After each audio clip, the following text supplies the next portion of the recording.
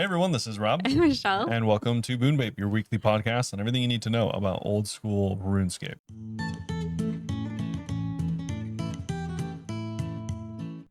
Meet Merp. Merp. All right, so this week up on the docket, we have much less than last week. Surprise, surprise to no one. That's okay though. Yeah. What was I? I know, I regret getting it. You're like, all right, let me take over. I have nothing to say. All right, back to you, Bob. I was gonna say we don't have as much time to record this week because I have in real life plans tomorrow. Yeah. I'm trying to brag. I have friends. It's just going to be a normal sized episode is what she's trying to say. It's I not just going to be a wanna long show one.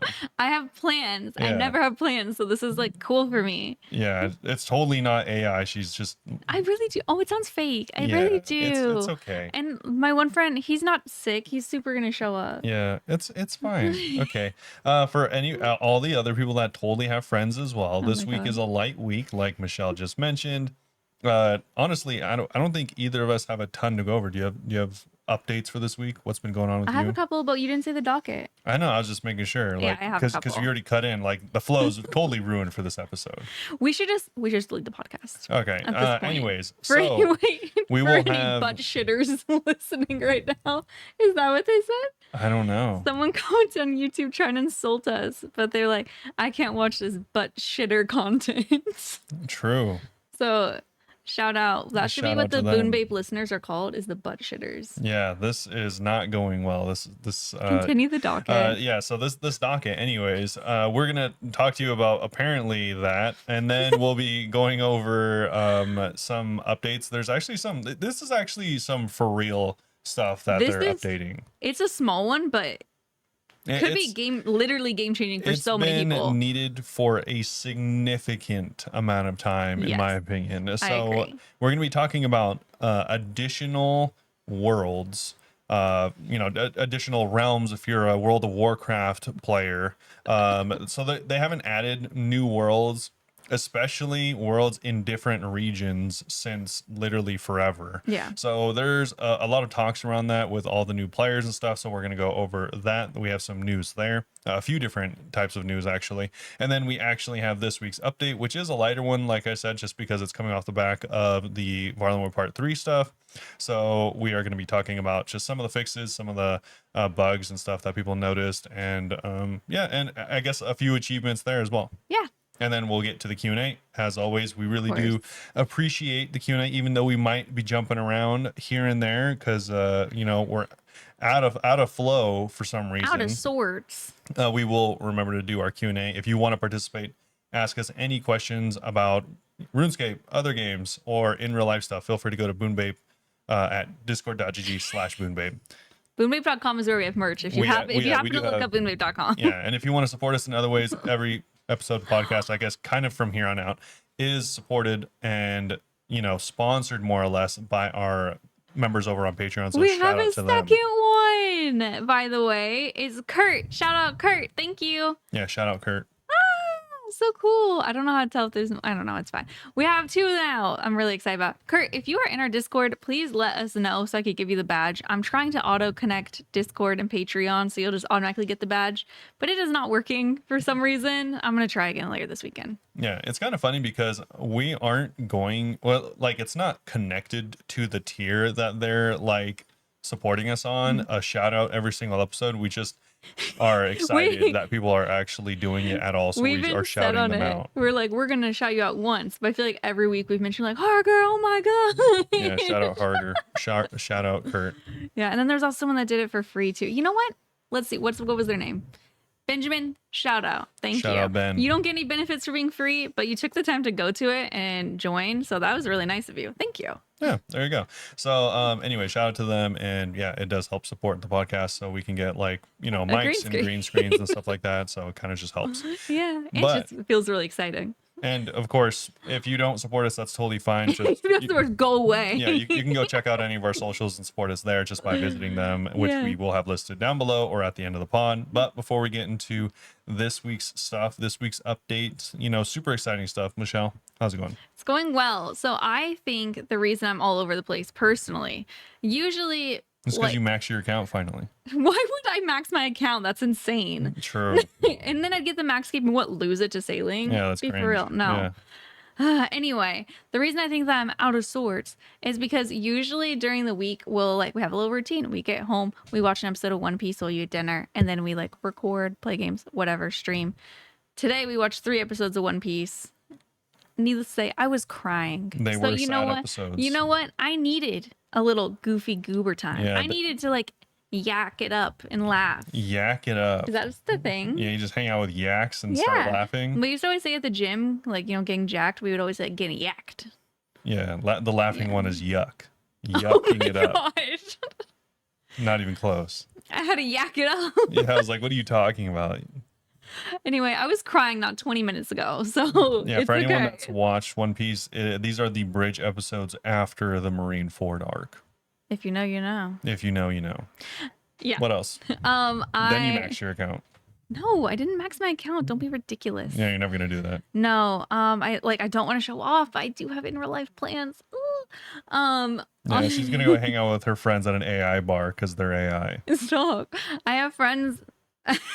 I have friends, I promise. I have plans. I have plans tomorrow and Friday. So on Friday, I'm actually not going to be streaming. Just a heads up. I have family in town. Cringe. I said I have friends. I have in RuneScape. Oh my god, I've been saying the Delph boss. I have not been You've been setting the Delve boss? Yeah, like that I've was been hard for me. sending No, it. I'm just saying it was hard for me to decipher. Oh, to translate. No. Yeah. That's literally how I talk. I've been saying the Delph boss. It's been fun, but very challenging. I've only made to level 6 so far. I only play like an hour and a half each night, to be fair. I defeated level 5 on my first try, though, which was super exciting. And then I got to level 6 with 200 hit points left. So it's really fun. I mean, as long as I can get to level 6, I'll probably go to level 8, you know? But also, like, 6 is when you need the pet. So I'm like, maybe I'll just keep doing 6. Who knows? Yeah. That was really it in game, but I wanted to share a story from in real life. I already shared with you in a stream. Okay. And I've told like everyone because I thought it was very funny. Yesterday at work, we were yakking it up, Oh, sure. as you do. Not really. I was just talking to someone else at the front desk about like LASIK surgery. And someone came up to the desk and basically told us to shut the hell up. She was like, sounds like it's a cocktail bar up here. And she like told us like, we don't want to be here. Like no one wants to be here. And like, that's inappropriate to be talking, to be clear. And saying how their heads hurt and stuff. And she tattled on us to a nurse. It was crazy. The nurse didn't care. She like made a joke about it. But anyway, I haven't had that many mean people so far. So that was like really weird to me. And I did not say sorry because I need to work on not saying sorry when I didn't do anything wrong. I was just I talking. mean, you were yucking it up way too loud. I was yakking it up. Yeah. No, it actually like I'm very aware that I'm a super loud laugher and I could talk really loud sometimes. I wasn't that time. So I'm like, girl, you should have been here like an hour ago. I was way louder. But okay. I feel like the loud ones never know it. I know because sometimes I'll laugh and I'll be in my head like, oh my God, that was ridiculous. Yeah. Like that was a little interesting right now. That's what I've been up to. And I just thought that was funny. And I've now said that story like 10 times. I think I'm done telling that story. Yeah, Till let us next know if you stream. guys like yakking it up or Yeah. yucking it up. Yakking it up. How have you been? Pretty good. I'm just honestly chilling. Mm-hmm. You know, yeah, that's mostly it. I've had random thoughts about playing RuneScape again. Oh, yeah. Don't know if I'll act The on them. evil's creeping back in. Don't know if I'll act on them. On his break earlier, he was like, I was thinking, what if I play RuneScape? And I'm like, oh my God. Yeah, sounds like it's like one of those things where it's like it sounds cool, and then you start playing, and you're like, wow, this was a terrible decision. The thing is, stop making new accounts then. You're like, I only like in-game content. I'm going to make a new iron. I'm like, just log into the old one so you could play with Tob. I don't want to play with you. Then play with other people. I don't want to play with them. Iron Man, we stand alone together. You have an iron, the GIM. You can go chambers on that. No, that he can't stand alone. He's a GIM. I am going to scream. Yeah, because you're loud. He makes me scream. You're yucking it up. I'm yucking it up. But no, we do have some community updates. Okay. One, shout out to I haven't watched any of his streams, but apparently he's like one of the more known World of Warcraft refugees. And he passed away in game. I thought you were gonna say in real life. You can't start a sentence like that. Just say he died on his hardcore or something. He lost his status. Why would you literally refer to someone losing their hardcore as he passed away? In game. In game. I said it there wasn't a pause. I said it very quickly after. You know what that reminds me of? The other week whenever Mama Boogs was in chat and I was like, oh my gosh, you should come down for TwitchCon and bring Molly. And she was like, Molly passed away. She meant like her pet named Molly. And I thought she was talking about Molly Music. And I was like, she's joking. What? I was so confused. I'm like, why would someone tell me in chat? They wouldn't, right? But I was freaked out for a second. I mean, that's probably how you'd find out. Oh, that'd be so sad to find out that someone that I liked and like am friends with died while alive. It's like when I found my grandpa died and I turned words on stream because I didn't know what to do. Yeah, shout out to Molly. Shout out to her in the fact that she takes her dog on an hour-long walk every day. Her dog is so cute. You guys should watch Molly Music if you don't. She was on the podcast before last year. Yeah. No, but Showbeck is the streamer, and he lost his status. He passed away. His character passed away. I don't know if he's going again or if he's gonna not play anymore. I don't know what he's doing. Well, obviously he's not hardcore anymore, but I don't know if he's redoing it or gonna continue. Yeah. If he was just seeing how far he could go, but he died in a fairly honorable way. Do you have any guesses? Oh, honorable? I was gonna say the gym crab, but probably not if it was honorable. No. It was a fairly legit way to die. What is his like combat level? Definitely in the mid game. I don't know if he had 80s. Slayer task. It wasn't on task. That's not honorable. Because they would be like for all the Slayer helm, you know? Yeah. Honorable. Oh, it must have been during a quest. I'll say it was not on a DS2. quest. DS2 seems MM2. No. What was it? It was Sins of the Father. That is a good one. That's a good one to die to be honest. Yeah. That quest pissed me off. He died to obviously the last fight. The last boss. Yeah. And man, yeah. It obviously this isn't something that he knew to watch out for. He was doing the fight, you know, fairly well. And this is, I think it was like the third time he tried the fight. Oh. And honestly, I don't know if it was because he didn't know like the potential hits and stuff like that, but he very much like died. Disrespected the boss. Like he would stay at fairly low health. Oh no. Throughout many of his attempts. And from what Robert's telling me, some of these like players from other games who are like doing some guide lists, they think they're invincible when maybe they're not. They're just very brave. And they're foolhardy. I don't think they know how serious people take getting chanced. Yeah. It's very serious. If you're an iron, like, or a hardcore rather, like, you'll just leave. Yeah. You don't chance it. For anyone that doesn't know, like, an actual, like, you know, very serious hardcore will typically know relative max hits from certain enemies. And if they're like, you know, if an enemy hits for 20 and you're at 19, you leave. They'll teleport away. Yeah. Like even being within the max hit at all is just not allowed. I think even if you're close to the max hit, you got just in case it like double hits you or something. Yeah. And so that definitely was not the case. He made it pretty far though. Sins of the Father. Yeah. That's I think decent. The general consensus was he made it as a first time player much further. Oh yeah. Than was anticipated. Absolutely. Yeah. And besides him, I do know of a few other people that got, you know, lost their status and stuff like that, but they weren't taking it so serious. So yeah, it wasn't as big a deal, but he made it pretty far. So that was kind of cool. That's good. Yeah. Well, respect. RIP. Yeah. RIP. Our goose cat is she's exploring everywhere. I don't know if you have the like video on. She kept rubbing her face against my mic and had to keep moving it because it just kept rotating to the side. Yeah, she's feeling affectionate the past few days. She's pacing back and forth. Yeah, like a nervous tiger. True. Besides that, we have some good news. Okay. Besides that kind of downer news, we shout out to Mod Archie. Archie's birthday. Happy birthday. Happy birthday, Mod Archie. That's my voice. Yeah. Besides that, honestly, there just like wasn't a lot of stuff going on this week besides Delve. Yeah, besides Delve stuff. Honestly, we're gonna be going into the Delve stuff, and before we get into it, this is kind of irrelevant now in my opinion, but I wanted to bring it up because it is kind of insane. I saw a video. This is just by a random player, as far as I know. He's like not a content creator. He did take a video of it, but he took a video of him doing waves. At the time, it was the world record. 23 to 26. People are past 26 now?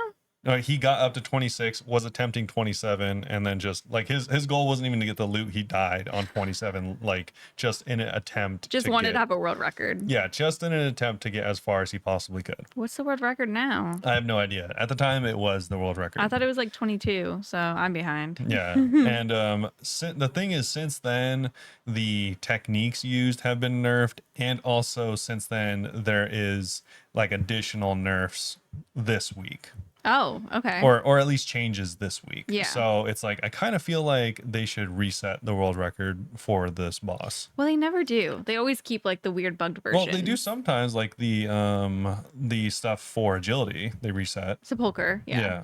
But like TOA, remember people were doing like crazy stuff. Yeah. When it first came out, they didn't reset it. Yeah, especially now they've changed so much since the first, even few days. So I think it'd be kind of lame, but yeah, anyways, there is one final thing. It's kind of cool, kind of not cool. So I saved it till last because, good thing, bad thing, and then a medium thing. Okay. So I don't know if this was a content creator. I think it was just a person that had a dog.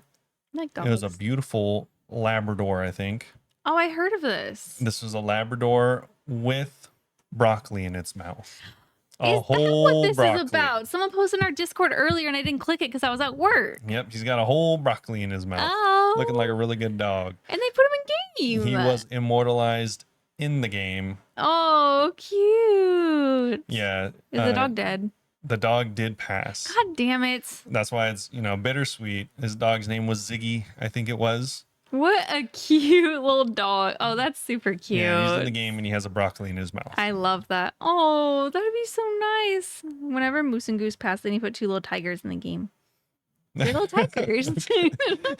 Yeah. So they're immortal. They're never gonna die. If you want in game, you can go check him out. His name's Ziggy, and he just walks around. He's just a good dog. Yeah, he's by the sweet corn. Yeah, you can go say the hi to him. forest. He has like special dialogue, and he's tied to someone's dog that That's did pass. super So, sweet. Oh, yeah. I love that. pretty cute. But that's honestly it. Like, kind of just a few things I thought were kind of cool, but not a ton going on this week. So Yeah.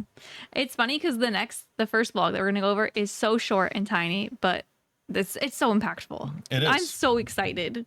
It's not even gonna affect me, but I'm so excited. yeah. So this is more worlds and new regions. The survey. So the Gilnor boom continues. Thanks to all of you, the world is feeling more alive than ever, and with that comes the need for more room to roam, quest, PvM skill, blah blah blah. To help things run smoothly, we added some more worlds across all the regions we have so far. They've already added 9, and this is an additional. Looks like They said 18, yeah. Yeah. So 18 across the US, West, East, UK, Germany, and 2 extra worlds in Australia. Yeah. So I'd recommend checking this out, or probably not. You'll just probably still continue You'll just to go. stumble upon it going Yeah. based off ping. You'll still go to the worlds that you want. But I know not everyone has been affected by this, but they're adding these worlds because there's been significant effects on Lag and stuff. on players and server health. I haven't really noticed it. Yeah. I'm lucky. It's funny because it depends on what you're doing. Obviously, if you're doing like tick perfect stuff, it is much more noticeable. Well, I also purposely go to like whatever the best ping world is for us. And we're lucky ours is Yeah. usually like 30. But the thing is, it doesn't even necessarily matter. It's just because the worlds, for example, the average players online over the last like month or two was around like 100,000. And then in this most recent month, it is now 200,000. It's usually 100. It was that much Yeah. more. I wonder how much of these people are going to stick around within like a year. I don't know. Probably at least half. But because, the amount of average players has gone up by nearly twice based on the amount of servers. I think someone did the math and they're all like, all right, there's like 130 so odd servers. And if you split up this many people among those servers, then the average players per server before was like, given ups and downs, like between 500 and 800 players. Now it's between like 1 and 1,300, like 1,000 and so 1,300. significant. So per server. So having that many people on the server in it of itself is enough for you to notice an increase in ping or a worsening of server health. So a lot of people have been noticing, like if you're doing especially like flicking and yeah, flicking, or if you're in Delve where you do flicking as well. A lot of people have been complaining about that. So it's just tough, especially as like a hardcore kind of relying on things being tick perfect. Not a So good time to play as a hardcore. no, no, definitely not. Because of that, they've already added 9 worlds. They're adding 18 more, like we just said in this blog, across the US and the EU. So it's not really 18. You know, you're not going to use the UK stuff as a US citizen. Sometimes when I Chances go in the are, wilderness, I use them all across the board. yeah, I'll but be in Australia. I don't care. not necessarily for the ping stuff. Yeah. But on top of that, they're potentially going to be adding more. Yeah. In August, they want to bring more to both the US and the EU, which is interesting. But anyway, while we're focusing on supporting the regions we already have infrastructure for, we know many of you are eager for an update on server expansion in new territories. We're not quite ready to share details yet, but preparations are underway and we'll let you know more when the time is right. There is a survey that you can choose the 3 regions that you would most like to see added.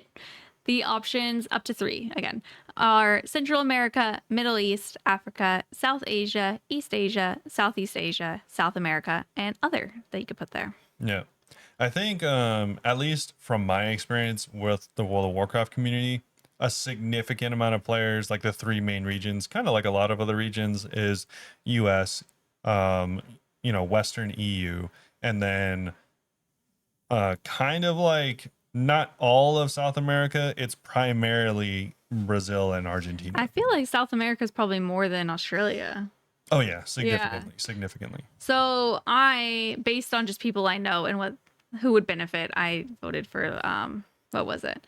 I did South Asia, Southeast Asia, and South America. Yeah, but hopefully they could add all of these eventually. That'd be super cool. I think it's especially tough for the Asians, or people in the Asian, continents and I'm like countries. you as an Asian that lives in California, it's very as an Asian native is what You're I like, it's was been referring to. Emotionally really troubling. No, from those Asian countries, it's I think especially difficult just because they have nowhere to connect to. It's like, oh, I saw Tina posting and she's like, these are like unplayable, I'm retiring, and it was just her woodcutting. Yeah, it's funny because I'm surprised it's not. I don't know how well it works for RuneScape in particular, because I've been playing more, MapleStory. Obviously, the game is primarily in other countries, and the game is region locked in certain regions. Yeah. So in order to get around that, and also it is a highly ping related game, so a lot of people use services like Exit Lag, which is kind of like a VPN service. Would VPN even help that much though? It as far as like connecting to US servers, because only the US server is like the main one that's free. Yeah. So if you're in like Korea and you want to play for free, you low-key have to play on the US server. Oh, weird. And so they'll use Exit Lag to connect there. And it doesn't like drop it from like, 200 to like 10, but it will drop it from like 200 to 100, like significant. That's actually pretty good. I'm surprised no one has like done stuff like that or tried stuff like that for. I wonder if they have tried. Yeah, maybe they have. I just haven't seen anyone really like ever talk about it. This is such an aside, but it reminded me. I also saw that they tweeted recently, like asking if people would have any interest in RuneFest, like a version being in the United States. Oh, I didn't see a that. second version. Would you? I mean, I'd probably be more likely. Maybe. I mean, the thing is, if they half-ass it like they did the last one, then... The last one they didn't half-ass. Well, okay, let's recap. Originally, they were going to have their convention inside of another convention, so I'm glad that it got to be our own thing, because that was weird. If it was actually taken more seriously, considering they had to, like, practically double the amount of tickets they were selling in order to get, like, more people that was so weird. I'm like, you guys are a popular game, right? I don't know why you're only selling 1,000 tickets. like originally it was 1,000, then it was 2,000, then it was 3,000, so it's like it was still not enough. Yeah, like I said, if they take it more seriously, then I could see it being a cool event. I do think they'll take it more seriously next week because they saw the demand there. Yeah. And I think that's why they're talking about branching out to the US, because they saw the demand and they're like, okay, we could get some more money. Yeah, shout out to Birmingham as well, where they had it. They buried they had the funeral service for Ozzy today there. I saw a video of his wife crying and I was like, that's really sad. Also, Yeah. kind of messed up. Someone just took a video of her face crying. It was in public and all the fans were there. I I don't know also what you would I took a expect. video at my grandpa's funeral of my grandma. She was like releasing a bird and it was like nice. And then she immediately like started crying and put her head in her hands. And I was like, oh my God. And I regretted filming it. And the bird died. No, the bird flew away. It was like Bob's Burgers. Yeah, they had a bunch of butterflies at a wedding. And all the butterflies were just dead. Yeah, Bob's Burgers is funny. Yeah. Anyway, But yeah, so I think if they did take it more seriously, then it would be cool. that'd be so, yeah, Yeah. I agree. 'Cause, I would like, definitely go, A especially if lot it of was like people, in a LA. lot of people go to TwitchCon because they take it seriously. If it was like kind of like, oh, I guess I'll go to like this like whatever convention, then it's Like like, the fire festival or whatever, like that vibe. You Yeah, know, you sort of have to put the scam. effort in. yeah, that guy's trying to sell that IP for like $5 grand or something like that. That's not even that much. No, It's it's not worth that much. No, it's not worth much. Wasn't it like Jewel or something? I have no idea. Anyway, But yeah, so that's a big update. It's a very small blog, but it's a significant update, especially if you live in like Africa or Asia any of the places or listed. Eastern Europe. Yeah, Dude, shout out to Eastern Europe. 8.9 that wasn't even on the thing. or 8.8 earthquake. I was so confused because they're like, it's an 8.8 earthquake in Russia. Watch out, California. And I was like, how close are we to Russia? Not very. Well, not very, but also we did get like 9-foot swells. Yeah. People were like on stream, they're like, oh my God, like, are you okay? Like, there's a tsunami warning. No, and it's not a big I deal. Googled it and they're like, waves might be like 1 foot higher than normal. And I'm like, Yeah. the surfers are going to love this. Yeah, no, it's not a big deal here. Yeah. I think it was more of a big deal for Like Japan. Hawaii. Japan actually had to like evacuate their like one of their nuclear facilities. Oh my gosh. Yeah. I heard that Hawaii had to evacuate some stuff too. Yeah. Scary. Yeah, But we're it seems talking like all about the weather. okay. Yeah. People, oh my God, people will hate on talking about weather. It's enjoyable to talk about weather. I love complaining about when it's hot. But not here. So we can Fine. move on to something that's not weather related. Varlamore, bug fixes, and more. Immediately, they had some hot fixes that came out after this update. First one, they fixed a bug where the Ivy Axe special attack was incorrectly reducing mage defense below 0. My God, I wish I had it and I was using it then. Wow. Yeah, and then this next one is the boss could actually deal damage over time after it was dead, Yeah. resulting in you also dying after it died. I definitely took damage after it died and it pissed me off. Yeah, that's been fixed. Anyway, other Varlamore changes. So it's just, there's a picture. I don't remember who this was. A hardcore did lose their life. There's been 3 hardcore deaths. Yeah, one of them was like a content creator. I don't remember who it was, but there was like a screenshot of like their face too, because like they were live. Nice. I'm like, I wonder how that happens. Like, Yeah, the crab can only hit ones, by the way. do you think that like maybe their chat's like goading them on, and they're like, no, you have to do it for the content, and No, then I think feel they like most hardcores wouldn't do that. I think they just forget. Yeah, they just forget and they're AFKing and they die. Yeah, I guess so. So brutal. So like be I careful. honestly just don't even know how you don't out regen that. Maybe like a really new account. This screenshot shows a fire cape though. I don't know if this screenshot's real or a prank. Might be a prank. But I mean, he's just wearing hardcore. Okay, it's probably armor. not real. Yeah, I was like, it's probably It not have a real. decent. But anyways, So yeah. people really did die. I think it was like 2 hardcore and a hardcore GIM. Yeah. Yeah, so 3 hardcore so far since. I mean, It's probably only been 1 week. Probably more now have died at the crab boss. Oh yeah. But we have some Delve boss changes. Yeah, some kind of significant changes. So the boss is continually getting reworked. Some very large nerfs this week. This one's a buff. Well, yes, some of these are more okay, but I was mainly talking about one of the main changes that isn't. I don't even know if it's included here, but one of them, I forgot exactly which one because there's like a few different weird mechanics at this boss that you can abuse. Mhm. But this, like one of the more significant ones was like changed or / like removed. So it's a lot less easy to cheese parts of the boss. Oh, well, Like, what was it? Because they didn't list anything that was here. Yeah, it was. Or you probably don't remember. I don't remember. It was like an I should have to take a interaction. It was screenshot. like an interaction with one of the like rock blocking techniques. Oh yeah, no, I have not even finished those levels, so never mind. Yeah, that's why I was It's like, something I could have taken advantage I of. don't Yeah. know it well enough to dive into it, but I don't know. I know there's a couple different rock blocking techniques, and I know one of them was significantly changed. Well, big rip if you didn't do it yet, like me. But I think they mentioned that earlier in the week, kind of just as like a one-off thing. Oh, so not in the it blog. wasn't in the blog. Yeah. But the first one in the blog is that Demon Bane spells now benefit from the reduced attack delay on demonic larva, matching the behavior of every other demonic Bane weapon. Yeah, it's like one tick. Yep. Fix an issue where the click box for volatile earth nodes appeared before their spawn animation finished. And they also resolved an issue where all of your completions between wave 1 through 8, every single one, appeared in your clan broadcasts. Not just your PB, every single one. attempt. Reduce the size of the beam charge up effect on the delve boss to help prevent misclicks. And they fixed a bug with, we already mentioned these last two. Oh yeah, the Eye of a Yak and then the player's death after the boss died. Yeah. Or player, yeah. They were late additions. Yes. The Delve to-do list. We haven't gotten everything yet, but your feedback's been loud and clear, and we are listening. This is a list that highlights just a few of the things we're looking to address, but it is not exhaustive. We're aiming to make more impactful gameplay changes in the next update. We'll share more details soon. So here's some of the stuff that they're planning on. Yeah, so they added a reward chest for any... Will be adding a reward chest for any unclaimed loot, just like in Coliseum. For the level 8 orb special, permanent rocks will not drop on players inside the shield. And also, elite clues are now on the loot table. I kind of thought that they were supposed to be, and I was like, I'm surprised I haven't gotten one yet. That makes sense.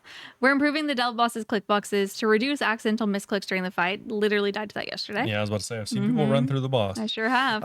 Will prevent cannon placements in all the levels, not just number 1. Wait, that's not fixed yet. Should I take my cannon? I mean, do what you got to do. Maybe. Yeah, abuse early and often, as we'll see very soon here. Fixing the Eye of a Yak special attack, which currently creates a frustrating. Okay, it just creates a really big, large click box. Nice. I can't say that word. Also, they're making the Eye of Yak function as a one-hit weapon against magic grubs. As it should. Even though it's not Demon Bane. But you get it from there. Making the 1x1 center of shield orb clear acid as it paths. Good. You know how tilting it is to be running with that thing and you're just standing on like 6 things of acid? Yeah. Very frustrating. I didn't really think that like stacking of the like the mechanic of making the arena worse and worse would be part of this boss fight. It's weird because they clear it at parts. Yeah. Yeah, which makes it so strange. They do, but also, especially later on, it becomes more of a problem. So it's like, it makes it more difficult and also kind of acts as like a soft enrage. Mm-hmm. The Your next turn. one. So this is to stop special attack energy from, like I said, abuse early and often. Yeah, I'm a bee. This is one of the biggest changes in my opinion. Ugh. They're stopping special attack energy from regenerating between levels while players are looting or not in combat. Take advantage of that now. I AFK talk to chat a lot. Currently, as it is, you can technically, and in between every single wave clear, you can just sit there until it's 100%. Yeah, and I have my light bear on too, so it's pretty quick. Yeah. And this is the last one. Swapping triple grub spawns for a single large, slow-moving grub to keep things manageable at higher delve levels.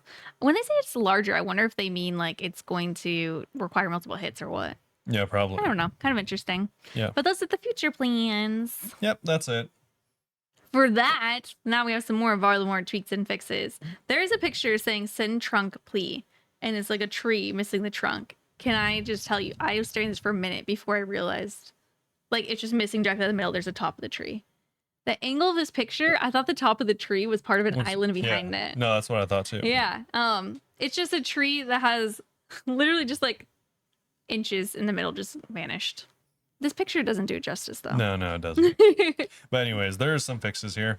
So updated the Antler Guard stats to reflect the correct values from the blog, -15 to all defenses instead of -25, and +5 prayer instead of +4. And also, all of the Avernic tread variants should work for prims and also deboots for like stash units and stuff like that. Increasing the buy limit for fletch shields to 18,000 to match bows. Now they can be used to decorate totems. Still haven't tried that, by the way. I think before it was only like a few hundred. That is significant. Wow. I mean, I could be wrong, but I didn't think it was very high. Yeah. Probably not 18,000. Yeah, definitely not. So they fixed a bug where a certain tropical tree was missing its trunk in the Talat T rainforest. The knife in Janice. Yeah. No, it's an interesting way to spell Janice's house. Yeah. J Anus. It can no longer be picked up through the wall. And also they fixed an issue where players would see Doom in their pet menagerie at home, but it wasn't actually there. I would be like so confused if I thought I got the pet and it wasn't really there. Because like I'd No, know you just logically, look at your collection but I'd know log. logically, but at the same time, like it still would feel exciting, you know? Yeah, I guess so. Yeah. But that's it for all the Varlamore for now. We do have a couple of things to go over though. Yeah, it's some less exciting stuff, in my opinion, but I'm sure someone's looking forward to it. Yeah, so bank layout feedback. Yeah, so a few weeks ago, they It was kind of, not weeks ago, right? that's what they said. I think it was like 2 months ago. Technically, you could count it in weeks ago. They showed the concept for some bank interface updates, and this is stuff to include single-click features to empty all your fish barrels, herb sacks, looting bags, and more. Like I said, just one click. So that design was missing one crucial effect, or element rather, which was for GIM support. They forgot about you guys. Yep. So they went back and tried to fix it. Yeah, so they have two mock-ups, what it could look like with potion storage, GIM, bank tabs enabled, one with, you just scrolled too fast for me, I was reading, one with the container closed and one with it expanded. I mean, you could see I didn't know what it was going to say. it is right here. I don't know. Oh, that's what they meant. Yes. I didn't know what they meant. I was like, if you read it, then you when know. they said container, I didn't know what they meant. Yeah. Anyway, it's an look fine. expanding thing on the left side. If you already have like custom tabs, like I think it's offered through RuneLight. I don't know if Yeah. the main client does it, but if you have custom tabs, it would be right below that, and it just shows like a tab for All those. this is actually like very mobile design. It is mobile-esque, isn't it? I think it works here. Let me be fair, but I hate mobile designs on desktop. I don't know. It feels weird. Yeah, It feels weird. But I it think, looks like it would be on my phone, and it looks like it expands as if I would need more screen real estate like I'm on my phone. But I guess maybe, it's just the picture. Because obviously, like, I have RuneLight full screen on my monitor, so mine's going to look very different. Yeah. I think I want to excuse myself from any input on how the bank should look. Because I don't think I'll be completely happy with anything. I've never liked this update. Yeah. I mean, to be fair, I think the bank could use an update. I just don't think there's anything they'll be like, wow, that's really good. Everything will just be like, I guess. Honestly, don't really think it even needs an update. I just No. think that the remove all equipment and remove all inventories should not be buttons that are close to each other. Yeah, they are. It's really frustrating. I think that's been like a thing since the dawn of time that wasn't a good idea. Yeah. Because it's like, oh, let me put all my stuff from Slayer You're away. like, Oh, just kidding. I put all of my gear away. Let me it's spend so- 5 minutes getting it all out again. Especially if it's a new boss and you don't have like tags for it. So frustrating. Yeah, so I honestly thought that was the only thing that really needed to get fixed. This is like a complete overhaul, but I don't know. What do you guys think of the new storage? Yeah, they also say you'll be able to also right-click the pop-up that we're talking about for direct access to any of your external storage. That means you can use menu entry swapper to make one of them your left-click default if that's your preference. If you only have one of these storage units unlocked, you'll see the button just for that one. And if you don't have any, your interface will not change at all. They want to hear, do you like the direction we're heading in? And is there anything you'd like to see done differently? If feedback's generally positive, we're aiming to release this update by the end of summer. I'm going to be honest here. Yeah. This might be a little bit critical, but You've never been critical. not only this update, Mm-hmm. I think all of the updates to storage, all of them, all the way back to GIM, were not good. I literally don't feel any type of way about it. It's just weird to me. You know what I mean? I guess you don't because Yeah. you feel a type of way about it. Yeah, I don't think they're good. To me, I'm just like, I don't know. But I don't know what I would have preferred. So it's whatever. Like number one, we'll just go back in chronological order. Oh, This update one, I don't think is like much better than the original. it's not that different. I mean, they did put something in between the Yeah, the one depositing click, honestly, inventory. the one and click gear. depositing your bags would have been enough for me. Yeah.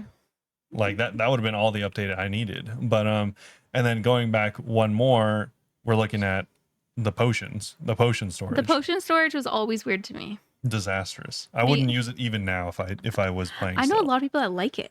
I can't imagine why. Yeah, I don't have it unlocked, so I mean I'm critical for no reason.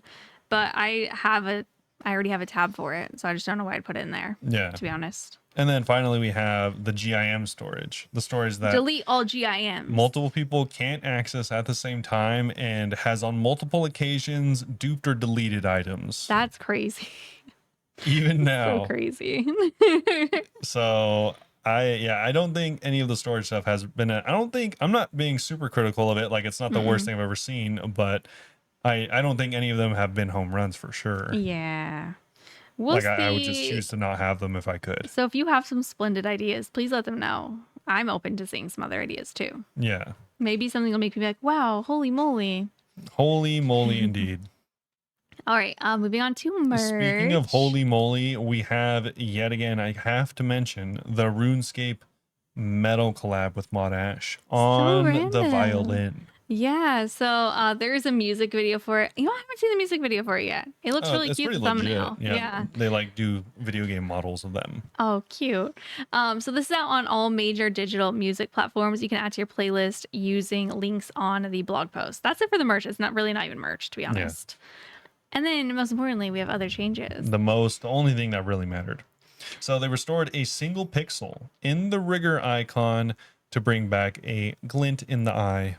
The chapel windows in the Civitas and Canifis styles in your POH now display as intended. Removing the chapel windows will re-render your house. And also they fixed a bug where there was a floating pillar shortcut in the Revenant Caves. We fixed an issue where one food item appeared immediately on death to monsters in the Rev Caves. All tradable drops now appear after the intended delay. There was also randomly a dead pixel in the Giant's Foundry Crucible, and that's fixed. Adjusted burn damage from Arc and Blade on the Deadman worlds. The burn now hits faster and harder, but for short duration to prevent it from being used to block escapes. This also applies to all burn damage against players in Deadman. The Arc and Blade sounds so foreign, they could be talking about RS3. I literally was like, I don't know what that is. Is that the new thing? I don't know. Maybe that's... Okay, let me see. I'll recognize it from the picture. It's new. Okay, this is from the new quest. You get as a reward. Oh, it's kind of cool this looking. is the quest weapon. Kind of cute. The better dragon scimitar. Yes. Okay. The next one is they fixed an issue where the Echo Venator bow ornamented, Jesus, Specifically. did not consume charges or display it correctly for PvP. Just imagining like you going to PK someone and they literally don't see you have a bow, like it's invisible. Not good. Restored spectate mode and telescope functionality in the PvP arena. Players can now observe matches as intended. And they fixed an issue in the Fremi Caves where items dropped on certain tiles would be impossible to pick back up. Fixed the mobile UI issue where chat filter icons would overlap boss health bars and other info panels when the chat was collapsed, with always show chat filters enabled. And Castle War barricades now render over players if they're in the same tile by default. Demonic gorillas will now no longer display the wrong overhead when attacked by thralls. Nice. And we have master farmers in Civita. Illifortis will no longer stand still indefinitely if you spoke to them. So rest in peace. That, I'm sure a lot of people were doing a lot of thieving there. Oh, that's probably why people were upset about it. That makes sense. That's so funny. Oh, like, wow. Like you had to like trap them in Hosidius. So it Oh, was I a didn't little even extra think about step. it. And this one's really nice. So a new audience member has appeared near the stage in Relica's Long Hall to cheer on the bards in memory of a member of Jagex's video team who recently passed away. That's really sweet. Yeah, so shout out to, I don't think they were a mod, so it's just Hambly. Oh, okay. It doesn't say their name in here. I think you saw on Reddit. Yeah, so a few people knew who it was. I think, I'm not going to say the whole name. If you want to look it up, you can. But in game, you can see an NPC named Hambling. Cute. Oh, they named it after them too. That's really nice. They named it after them. They were younger. I don't know how I don't think it's been talked about how they passed, but they have passed. They were, I think, just a few years older than me, so they weren't very old at all. That's really sad. So a tragic passing of a they were a video editor, so that's such a nice way to honor them though. Yep, so they That's have sweet. been put in the game now. Cute. Next, we have the sailing stress test. Oh, similar. This is random. No, I was gonna say similar vibes to that last point is there are multiple people having like celebrations slash like masses like group masses, not for Hambling, but for other players that have passed in the game Oh, at I think Barrows. that's sweet. So you can go and find, those posts on Reddit if you want to join in, celebrate someone's life. It's kind of cute seeing people's little celebrations of life. Someone in our chat guide, like, they had a friend that passed away, and I have like a thing where you can like redeem tiles in the game, and they had me like put next to like Bob the Cat's grave. They had me like put something for their friend. It was Oh, cute. nice. I was about to cry though. It was like, oh no. Anyway, Something slightly less sad. yeah, the sailing stress test. Next week, we're going to be running a stress test for sailing. The aim is to see how our game worlds perform with lots of players You will sailing at not be once. playing the game while you do this, by the way. Yeah, they have you doing random stuff, probably to attract you to it. Yeah, it is literally just to see how trash the server gets by being at max load. So next week, a single beta world will be accessible to players for 15 minutes at a time, 4 times over the course of one day, and we'll confirm the exact date and time in next week's update. We want as many players as possible to test our systems to its absolute capacity, so please hop in if you got the time. When the test begins, we'll announce it via in-game broadcast. There's no signups or requirements. Anyone can log in. This test isn't even focused on sailing content. It is still really important to scale, though. They've already run a few internal tests, but they just need to test it out for realsies. Dude, I was gonna joke. I didn't even read that. I swear I never read that sentence. But I was gonna say, jokingly, tinfoil hat style, what if this is them using sailing as an excuse to get people to go into a server to test larger servers? That's literally what this is. This is not even sailing. They said during the test, you're going to play a short mini game and hopefully meet some fellow sailors, including a few Gmods. Once it's over, back to the game. Yeah. Yeah, and I'll have more details on that next So week. hopefully they increase the world size to 3,000. Oh my god. Just That'd be add crazy. more worlds. That's a lot. Well, I mean, currently it's 2,000. It's not that much more. But some of the 2000 ones feel pretty crazy, to be honest. True. But maybe they'll upgrade the servers as well. Maybe.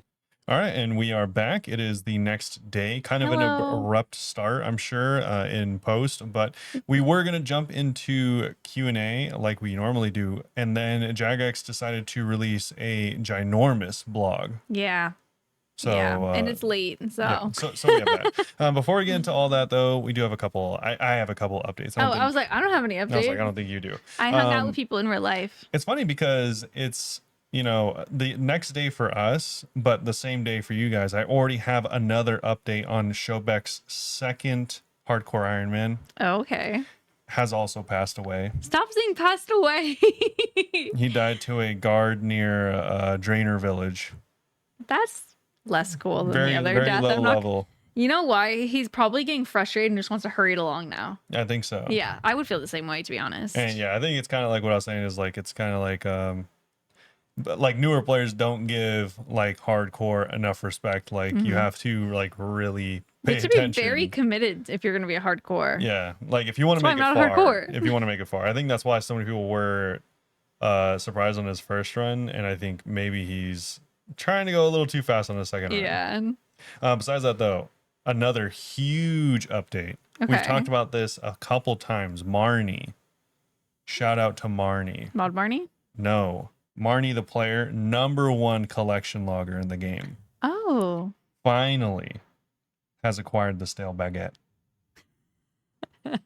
Crazy. There's not even a way to track how long that took. No, probably God, that's I probably wish all that he it did did. track to be like how many quizzes. Yeah, no, that's probably all he did because I mean it's rare. Dude, can you imagine how tense you'd feel every time a random event pops up? You're like, please, please, please, please. Yeah, no, like it's definitely a thing. Like people get it early and think it's just like normal. It's pretty rare. Yeah, I got spooned it as well, like long before we started recording the podcast or anything. Yeah. And then I wanted to share this. This is a PSA from someone named Superfire on the subreddit, and I thought it was a pretty good PSA, but honestly, I kind of just did this normally as an iron player just because until you like start getting more established, you have like no money.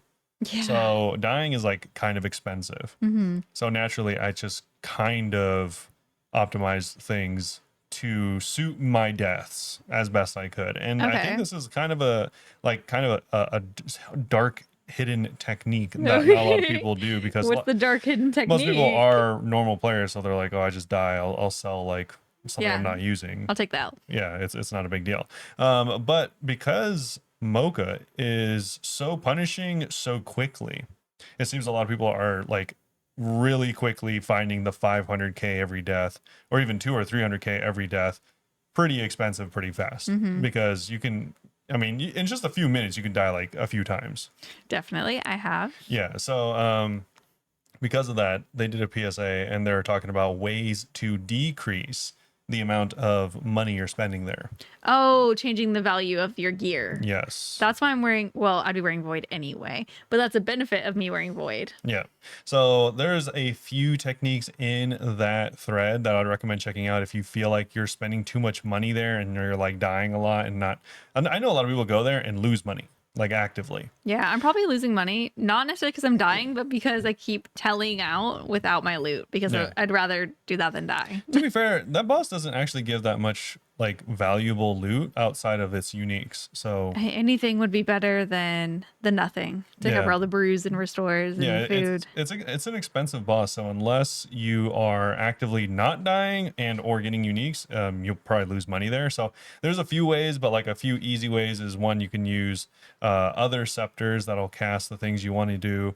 Similarly, you can use the dark light, which you don't need the arc light or the Oh, the Emberlight. or the ember light or anything like that. So you can just use the worst I was version. thinking of the dark bow for some reason. Yeah, And I was like, that's not any right. demon bane weapon will suffice there. So you can do that.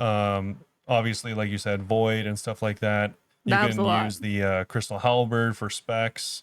I started using that All yesterday of these things, I too. saw people that were doing setups that included, it doesn't include the 3 or 4 kept items if you do protect item when you die. It's just what the value of your gravestone. Some people were able to get it down to as low as like 5k, which is like low key the minimum. God, yeah, mine is like, I think mine's like, I want to say like 100 or something. It's Yeah. not too crazy. I was able to make it so like the gear I would normally have out on my GIM would just be free. Dang. But it sucks because, obviously you want to be hitting harder, but it's not bad when you're learning because you're just learning the mechanics. Your DPS doesn't matter as much. Yeah, true.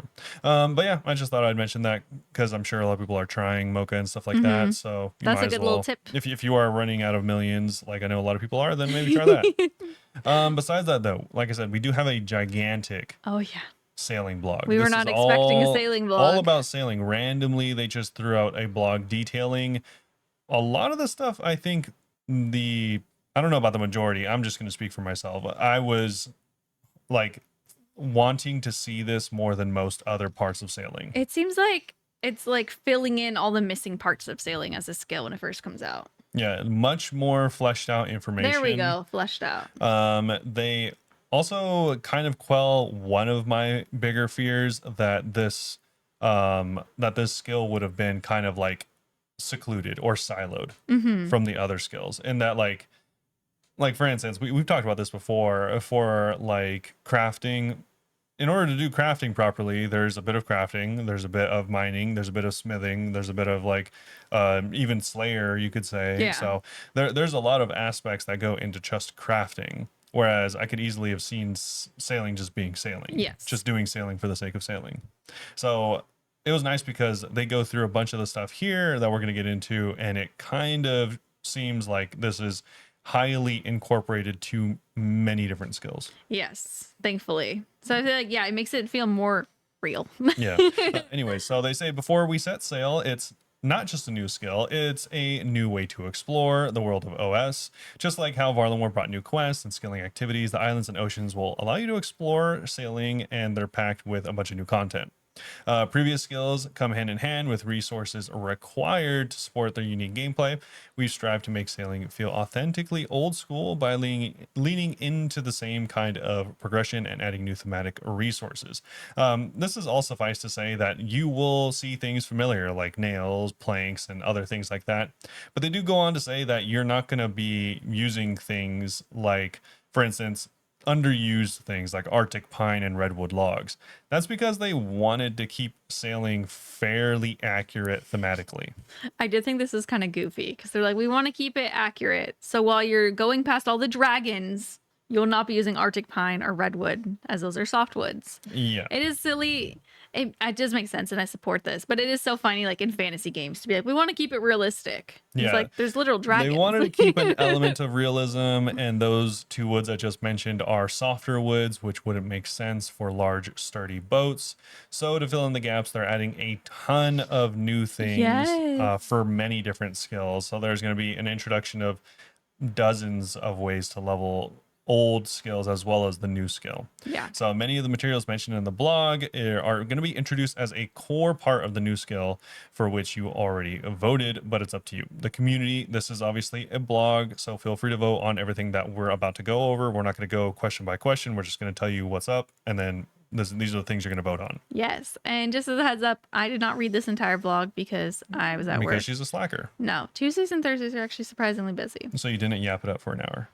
No, not as much today. I yapped a little bit though. I'm not gonna lie. She's like, I actually saw the last patient at 3. Something like that. Okay. But I had a bunch of other stuff to do, like old stuff. Yeah, sure. Anyways, can you tell them about woodcutting and fire making? Yeah. So they are introducing a bunch of new exotic hardwood trees and introducing these new tree types and logs. We've been careful to ensure that they complement existing training methods without overshadowing the meta. So each new hardwood offers unique XP rates and versatile uses in shipbuilding, fletching, and high tier pyres. Pyres. Yeah. I really like the way they incorporate this because for anyone that is worried, teaks and mahoganies will still be the best. Of course. So first up is Jatoba logs. These are native to the sunny stores of the Great Conch. This particular hardwood is no good for boats, but it might come in handy for questing, wink wink, comparable to a lower XP maple tree. Yeah. The next one is camphor logs. This is going to be a more resilient wood and it's fragrant. Yeah, so you can smell its. I was going to say thought that was something interesting. else. Huh? You can use it to build seaworthy vessels. This is for mid-tier voyages, and you can use it slightly above mahogany is where it's supposed to sit, but it is XP wise. Yeah, XP wise, but it is going to be slower to reduce the effectiveness of 1.5 ticks, the respawn rate. So suffice it to say that while this is technically better XP, that's if you're just standing there and chopping it. If you are using the better XP methods, like I said, all of these next 3 logs, while they technically do give you more XP than the current hardwood logs, you can't 1.5 tick them. Yeah. Next is ironwood logs. These dense, hardy logs ensure your ship withstand even the harshest storms, bridging the gap between skilled craftsmanship and adventurous spirit. Used in shipbuilding as hardwood tree above camphor. And then again, like you said, slightly more XP, but not really. I do also wonder if this will actually be true because that like the 1.5 tick method is a thing that for anyone that doesn't know, this just allows you to get like a ton of XP per hour. It's like 200,000 or 300,000 XP per hour for woodcutting. I didn't know it was that crazy. And the thing is, you can do this at any hardwood. Usually it's teaks and mahoganies, but I'm wondering. Hardwood? Yeah, I think so. Oh, yeah, those are okay. Yeah. Before this, I was gonna say that I wonder if this is gonna make it like actually not 1.5 tickable because this specifically affects the tree patch respawn rate. So I'm like, for instance, if you are able to plant, I don't know if you are able to plant because they don't talk about if you are able to plant. I don't think so for farming. These trees? I'd assume that they could because it says hardwood tree patch variants respawn slower. So that in my mind is saying that there's going to be ones just randomly in the wilderness and there's going to be ones that we could plant like on Fossil Island. Well, I was just wondering because like the most effective 1.5 tick method is with 3 hardwoods in the hardwood patch on Fossil Island. And those you almost never are able to cut down all 3 as it is. So I'm like, unless these are significantly slower respawns, I think it must be significant. It would have to be, I think. Anyways, there is a third and final wood being the rosewood. This is unmatched durability and prestige, ideal for elite vessels. And it's pink. It is pink, and it is above ironwood for slightly more XP yet again. Cool. I like the designs of these a lot. They look very cool. I especially like the pink one, obviously. Yeah, the core of it is pink. Yeah. Yeah. Also on it has again like the pictures, the graphics, whatever. Yes. That's what pictures are. I'm trying to think what it would be called, like with all the emperor graphics, arts. The pictograph. Anyway, the frame for it has little shrimps and it looks really cute. Did you notice little shrimps? No. Look at the bunch of little shrimps. Oh, the frame for it. I thought you Yeah. were mispronouncing camphor like super crazy. No, the frame of the pictograph. Yeah, anyways, these are going to be used from levels 40 all the way up to 92 for Oh my gosh, woodcutting. the rosewood's 92. Yeah, and That's it'll be used for everything crazy. from fire making, fletching, and construction. That's actually kind of nuts. Yeah. Anyway, next up is mining new ores. So this is perfect for reinforcing ships and crafting powerful naval weaponry. The new ores include stackable rubium dust for cannonballs and valuable nickel ores. Each aims to cater to specific niches. So first one is going to be lead. Offers early game adventures an alternative to iron. Once mined, can be used for reinforcing holes and build reinforcing holes. The way I said it sounded. You're the only one that thought that. Oh, okay. And building sturdy structures. You're sick. So we have rubium ore. This is mined from regular old rocks. Rubium produces incendiary cannonballs, perfect for tactical naval warfare. And nickel ore. Gathered similarly to motherlode mine pay dirt, the versatile metal combines with copper to create cupra nickel. What? Yeah. Is that a real thing? A key component in advanced nautical creations.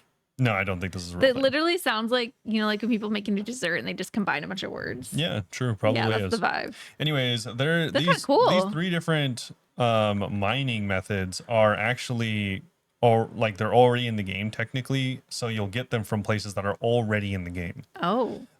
This is going to be like a new thing. So lead is going to be level 25. This also obviously includes smithing with it. So I think it's 25 smithing and 25 mining. Yes, it is. So all of these levels do correspond appropriately. So this is going to be slightly more XP per hour than, like, for instance, iron rocks outside of the mining guild, which is already pretty good. So that's nice. Also, there's, like I said, these are going to be like already in the game. Like, you're going to get these just from mining regular rocks. I thought that they were, but why are they have pictures of different rocks right there? Explain that. Okay, so You can't. well, lead is going to be its own rock, but the next two are going to be extreme. Oh, I made it seem like these are already in the game. They're like transforming them into these ones. No, I mean like the mechanics behind them are already in the game. I was like, riddle me this. Look at these. No. So for instance, lead is going to be mined like a regular rock, but the other two are going to be mined like volcanic ash for the rubium, or like infernal shale, the new stuff from Yama. Oh, okay. So that's going to be the vibes from them. yeah, that's going to be the two ways to get the rubium. And then the nickel actually is mined like motherlode mine. Okay. So it's not going to literally be in motherlode mine. I think I mean, it actually maybe it can be. I think it but, actually might. Yeah, but that's not going to be like the main only source. Yeah. Rubium, it says 2 variants of mining are unlocked at different levels. That's 48 and 68. Neither method has a focus on XP, with rubium splinters being the main source to create incendiary cannonballs, which is for your ships only. Rubium splinters are mineable similar to volcanic ash, like you said, but with 2 guaranteed rolls before a random chance to deplete. Kind of cool. It's stackable. Yeah. Splinter quantities scale with the mining level, and the geodes are similarly mined to infernal shield deposits in the Chasm of Fire, a slower, more AFK alternative for less splinters and XP per hour than mining splinters. Geodes can be smashed into splinters with a hammer, quantity scaling with mining level. And then last one is the nickel. It's level 74. So the Cooper nickel. These bars are used by 1 nickel ore and then 2 copper ore, which is unfortunate. I hate mining copper. Annoying for some reason. It feels anyways, bad. This is similar to MLM, like I mentioned, or like Baronite if you ever magically done that. So this should be profitable, but lower XP than MLM, which is pretty low. Which is I think it's kind of funny because MLM I think is like worse XP than mining iron, which lead is already like better than. I mean, it depends how you do it, I guess. I'm just imagining power mining, which is like 45k an hour. Yeah, because like the lead, it said it's slightly higher XP than the rocks outside the mining guild, but it's or higher XP than that, and then it's less XP than the rocks inside, which makes me assume that that's the power mining. I don't really have a problem with any of these, mostly because I'm just glad that this new method that you're going to almost certainly have to do, especially obviously if you're an Iron Man, doesn't have no XP tied to it, or like very little. It's annoying when they do that. This is like good comparable XP rates. When they're like, we don't want to make it too good, so we're gonna give you 1 XP.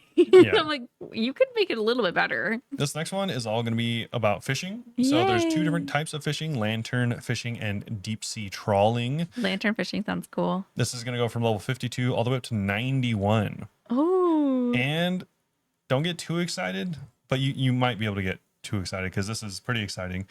This does introduce a new best in slot food. you told me that. I'm so excited about it. Yes. So, lantern fishing, master the art of deep sea harpooning by lantern light, and you can catch rare squid varieties for use and new recipes and weapons.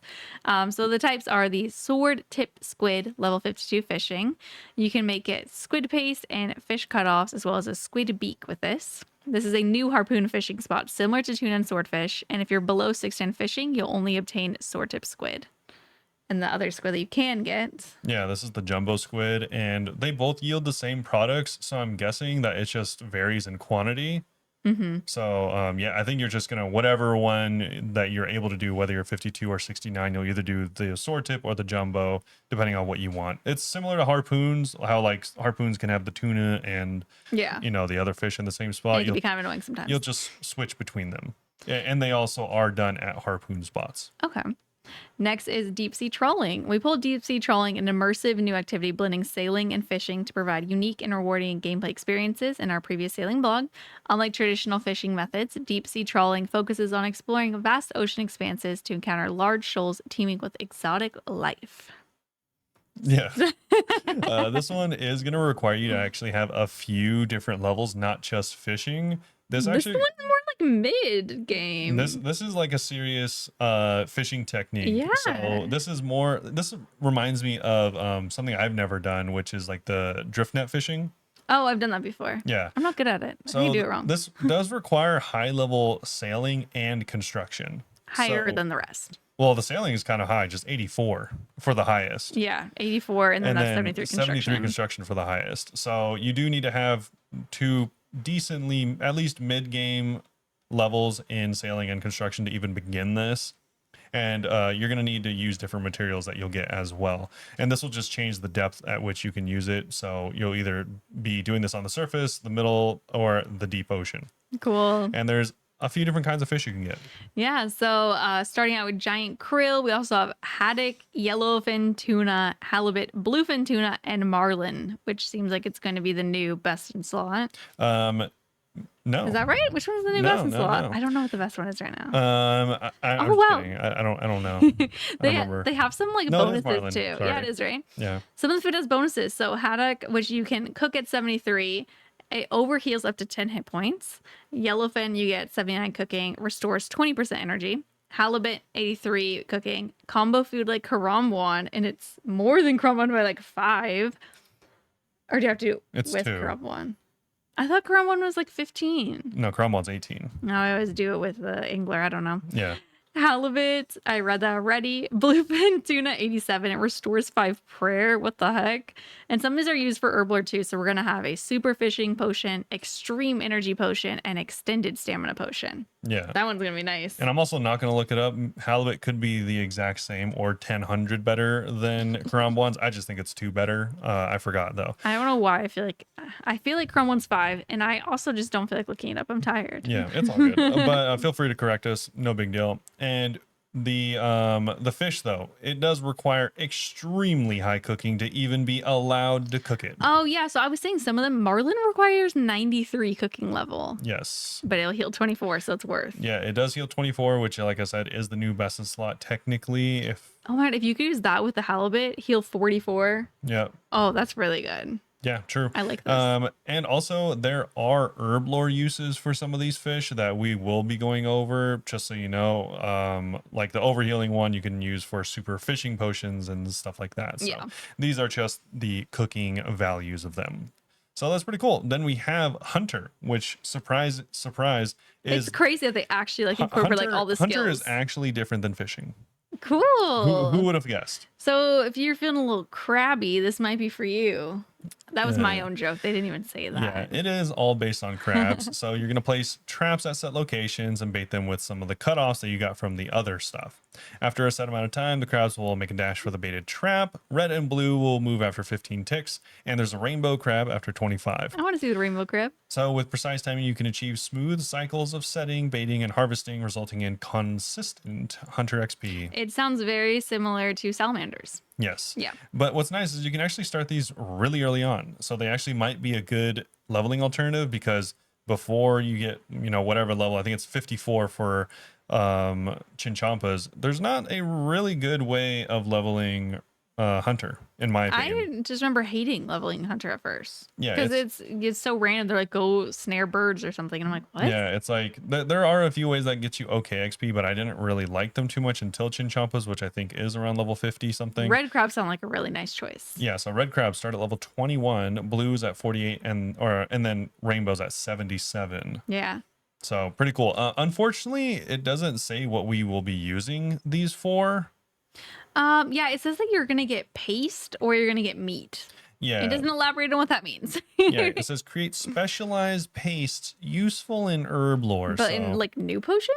I don't know. It must be, right? Yeah, they don't mention. So they do mention more about the ticks for important gameplay notes, but I don't really see how this is like super easy to understand or relevant for most players, so I was just kind of going to skip over it. But if you want to look at how many ticks for setting the trap versus automatically doing the trap versus harvesting, feel free to look through the actual notes themselves. Either way, they do say that a significant benefit here is predictability. If you want, it's similar to Chinchampas, which I think is their main point, in that you can get predictable XP rates that are stable and fixed. So you can do that. You can speed up the cycles by setting the traps manually, or do it slower automatically, exactly how Chinchampas are. Cool. I like that. Yeah. Crab paste, by the way, is not stackable. There'll be banks nearby, because that's something I was actually thinking in my head. Like, oh, you could stack those whenever you crush them. You cannot. No. Next up is farming. So we're going to have some new techniques by cultivating your own coral in a coral nursery, which will be useful as an herb lore ingredient, and growing new fibrous plants and hops patches, and new types of trees in hardwood tree patches. Yeah, so there's a bunch of different stuff, all starting from 28 farming all the way up to 92. So I answered my own question here. You can plant all of the hardwood. Yeah, and you can start growing your own flax. Yeah, which that's is actually kind of interesting. Yeah, that's pretty cool. Hopefully it's a lot. I hope it's over 100 from each one. Yeah, that'd be crazy. I mean, you can get upwards of 20 to 30 like watermelons or snake I'm grass. assuming it will be like that's around that amount, and it just grows really fast. Some of the also 92 is the highest. It's for the rosewood tree, obviously, but there's other high ones like 71 for cotton and 77 for the umbral frags. Oh, that's one of the corals. Yeah. So there is a few different kinds here, not just the high level hardwoods. Okay. So the coral nurseries, we're going to have elkhorn, pillar, and umbral coral and specialized underwater plots, which is good for herb lore concoctions. These ones take 2 hours and 40 minutes to completely grow. You protect them by using giant seaweed and then other coral.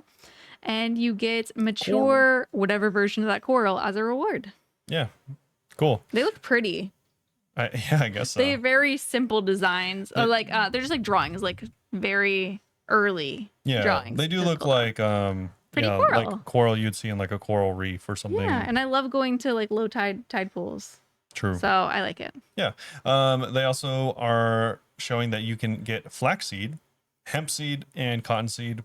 This one has either an hour and 20, or an hour and 40 growth time, respectively. It says the average yield right here. Oh, there you go. Missed it. Flax to get around 35 an hour.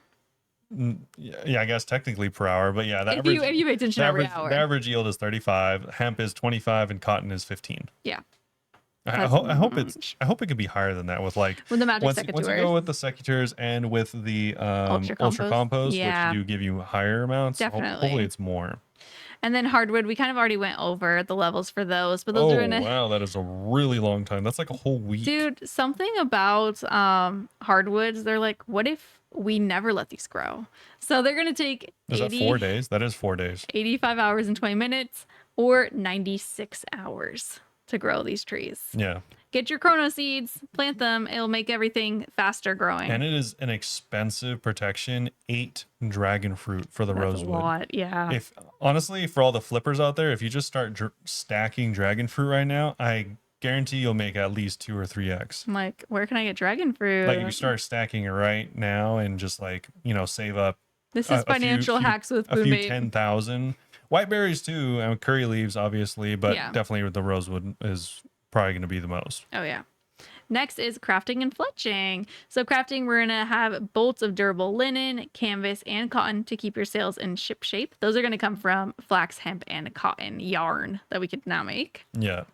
We're also going to have from fletching, this I thought was cool, This is kind of weird. new blowpipes from the camphor, ironwood, and rosewood, which will give you powerful range weaponry for mid-level adventures. Because toxic blowpipes are only blowpipe, Yeah. which is kind of weird.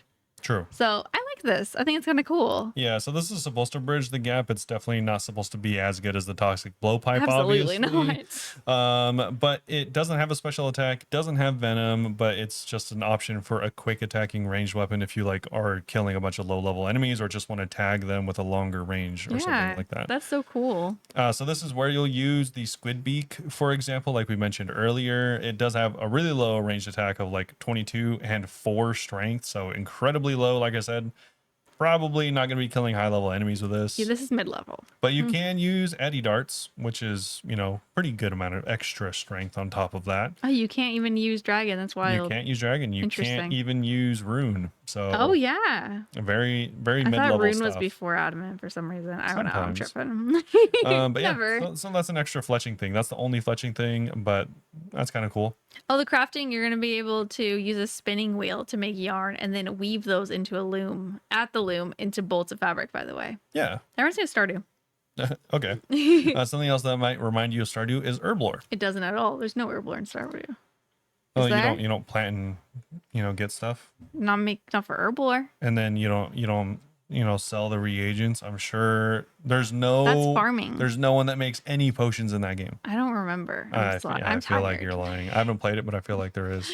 So herblore and cooking, we're mixing up powerful new potions, and some of the things that they're called are anti-bleed tonics and armadillo brews, each of which has a unique and powerful effect. We could go through this. Yeah. So the anti-odor, you might need this.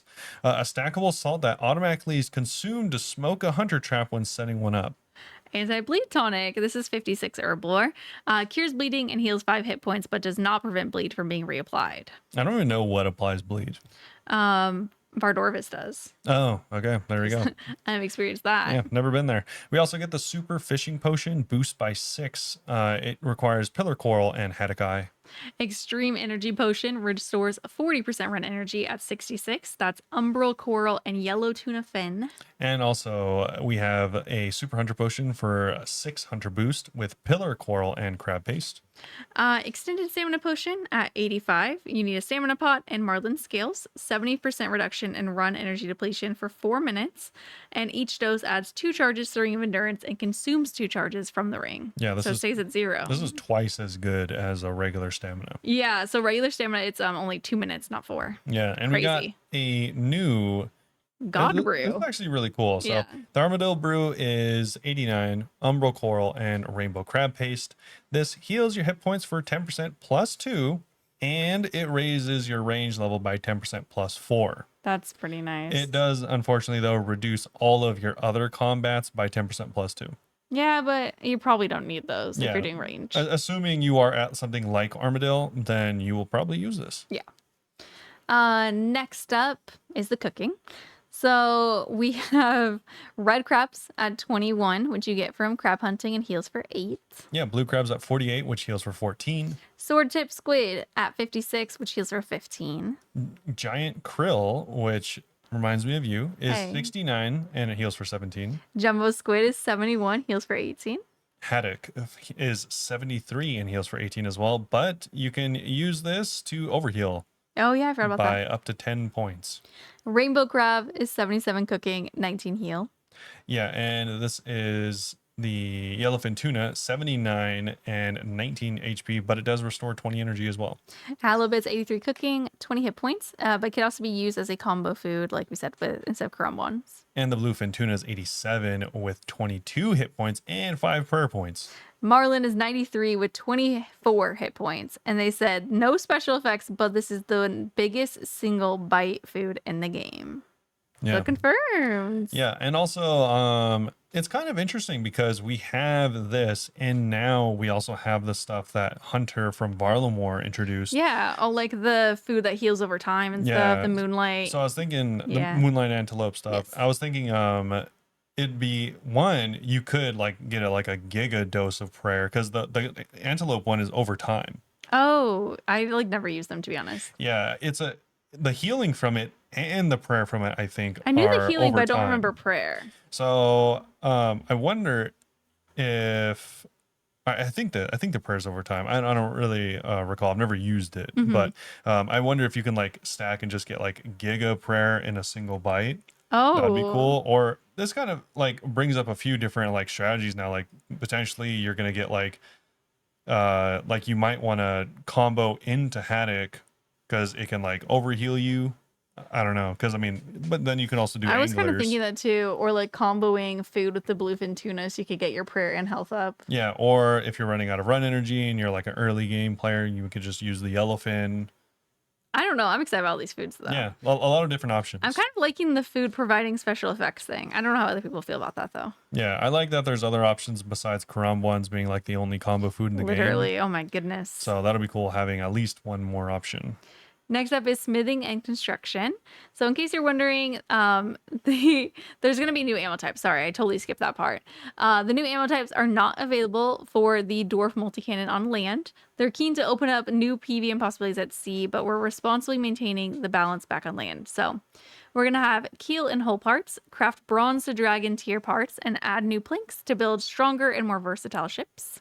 Also, cannonballs. They're adding loads of new cannonballs. Some of them can be smithed in the same way as the normal ones, but others are exclusive drops from mobs. Kind of like how dragon bolts are. Kind of. Yeah. Because they are very interesting. We are not going to be going over all these. This is insane. This is a lot of numbers We can and say some of it though. mixtures of stuff. Yeah, let's just go over like The dragon parts. We'll go over the bronze variants, the mithril, and the dragon. Okay. You start with the bronze because I can't find it immediately. Sure. So the bronze keel part will start at just 10 smithing. It's going to be 5 bronze bars and 5 keels.